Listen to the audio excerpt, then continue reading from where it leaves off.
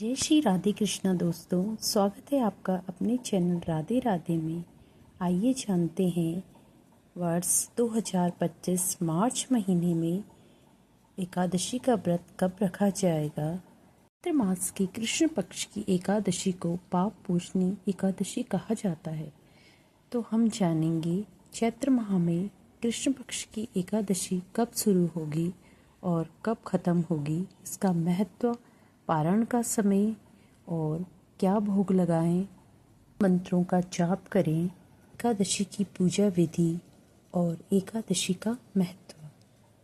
तो चलिए जानते हैं मार्च में पाप मोचनी एकादशी कब रखी जाएगी। चैत्र माह के कृष्ण पक्ष की एकादशी तिथि शुरू होगी 25 मार्च 5:05 पर सुबह और समापन होगा 26 मार्च सुबह 3:45 पर।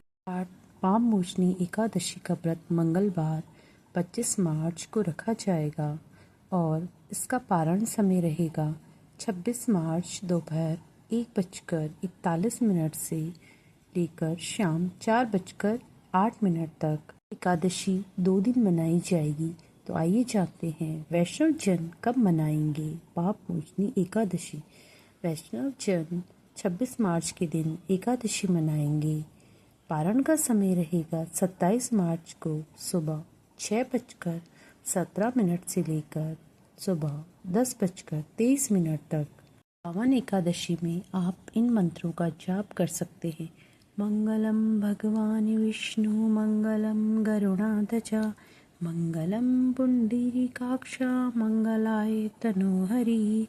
ओम नमो नारायणा। ओम नमो भगवते वासुदेवाय। एकादशी का बहुत महत्व है। एकादशी पापों को नष्ट करने वाली मानी जाती है। जो व्यक्ति इस व्रत को रखता है उससे गाय दान करने जैसा पुण्य प्राप्त होता है, अर्थात सभी पापों से मुक्ति मिलती है। इस दिन भगवान विष्णु के चतुर्भुज रूप की पूजा करने का विधान है।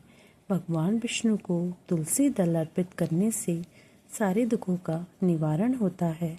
तो बोलिए श्री कृष्ण गोविंद हरे मुरारी, हे नाथ नारायण वासुदेव। पूजा किस प्रकार करनी है आइए जानते हैं। सुबह ब्रह्म मुहूर्त में उठकर स्नान कर ले। इसके बाद भगवान सूर्य को जल अर्पित कर व्रत का संकल्प लें। फिर मंदिर की साफ सफाई करके घर के मंदिर में दीप प्रज्वलित करें। भगवान विष्णु और माता लक्ष्मी का गंगा जल से अभिषेक करें। इसके बाद दोनों को वस्त्र अर्पित करें। माता लक्ष्मी की को श्रृंगार का सामान अर्पित करें। इसके बाद भोग लगाएं। फिर व्रत कथा का पाठ कर अंत में भगवान की पूरी श्रद्धा से आरती करें। अंत में जितना ज़्यादा हो सके लोगों को प्रसाद दें। चैत्र मास की कृष्ण पक्ष की एकादशी तिथि को पाप मोचनी एकादशी के नाम से जाना जाता है। इस दिन जगत के पालनहार श्री हरि विष्णु जी की पूजा की जाती है। ऐसा माना जाता है जो व्यक्ति भगवान विष्णु के पूरी विधान से पूजा करता है उसकी सारी मनोकामनाएं पूर्ण होती हैं। साथ ही व्यक्ति अनजाने में किए हुए पापों से मुक्ति मिलती है।